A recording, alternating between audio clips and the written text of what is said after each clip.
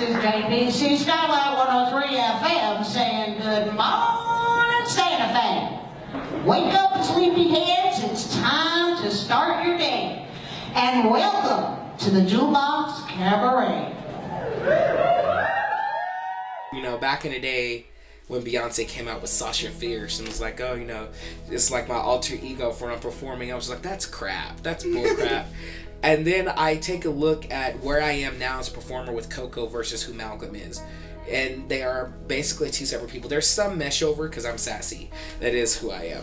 But Coco, I think, in an odd way, is way more sassy, a lot more confident, and kind of gives less of a fuck about things. It's like, it is what it is. So you could have a great career. Yes, you could, and you should. But only one thing stops you, dear. You're just too good. You're way too good. But if you want a future, darling, why don't you get a pass? Because that fatal moment's coming at last. We're all alone, no chaperone can get our number. It's been a heck of the last, I guess you say, like 7 years of my life.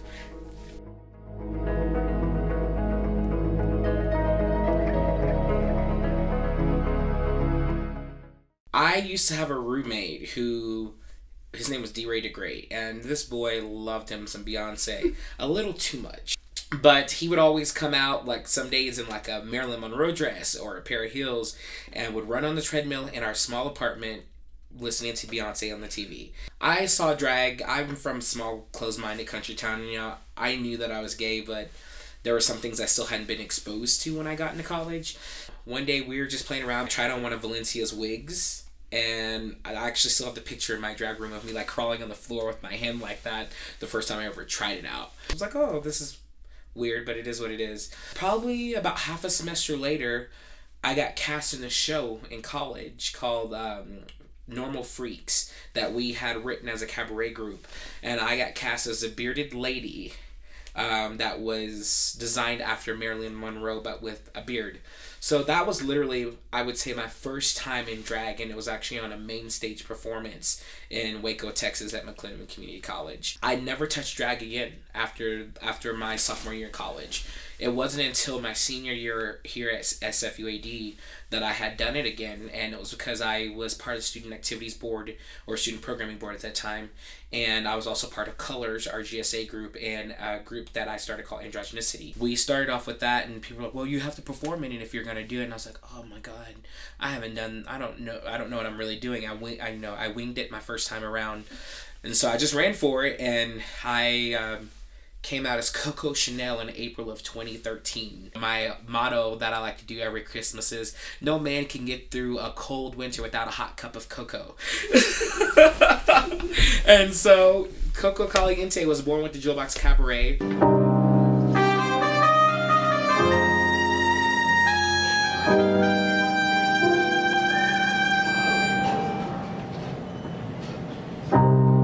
Southern trees bear a strange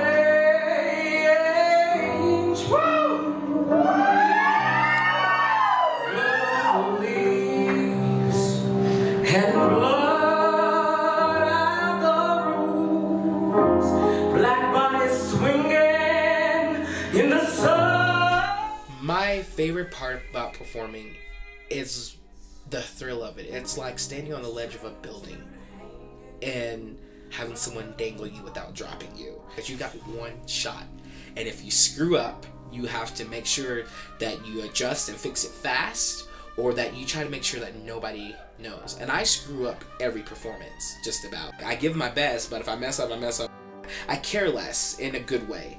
I think I keep up a better persona as Coco. My performance high is being on stage knowing I've got one shot, and it's either going to go one way or the other, and you got to make the best with what you've got. I know sometimes I'm looking at what's going on around me world-wise, and I implement some of that into my performance. I'm looking at doing more like women empowerment pieces, some Tina Turner, some power players in the female music industry.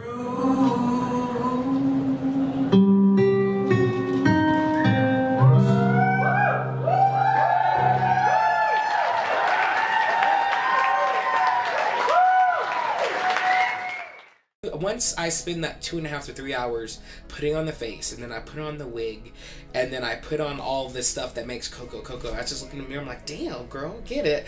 Between me getting in the car and getting to where I'm going to perform is like a whole different transformation. I get ready in the car, I've got like a playlist that I call my JBC Possibilities, and it's like Coco's Crunk playlist, and I play it and I'm ready to roll when I get there, and I love it. I do what I gotta do, I work hard, because in the end of the day, the product that I put on stage is gonna be the eye-opener for people. And I think that's really cool when you can get somewhere and cause a rift, but a positive one, where people either step up or they run away because they're afraid of what's happening. I've heard people talk, I don't care. It's never anything that bothers me, because I've been taught, if it's true and you don't like it, fix it.